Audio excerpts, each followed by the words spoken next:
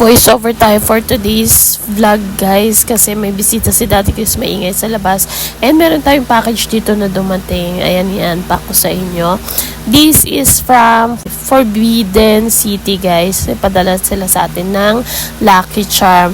Alam nila siguro napakahilig ko sa mga Lucky Charm.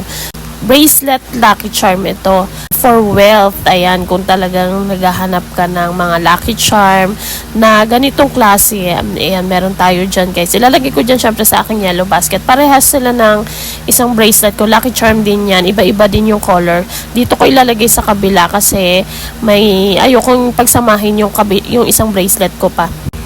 So, ayan, isusuot na natin siya dito sa kabilang kamay natin. Ayan, pero bago ko sinusuot kasi yung mga Lucky Charm, guys, binubulungan ko muna sila.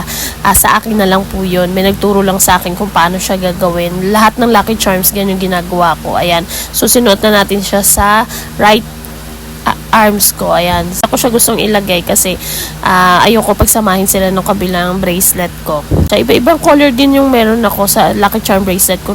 Sobrang tagal na yung bracelet ko na yan guys. At ito rin, iba-iba rin yung color niya. So, iba-iba yung representation din ng mga color niyan. So, yan guys, is a Lucky Charm bracelet. Kung gusto mag-purchase dyan sa aking yellow basket, ayan siya.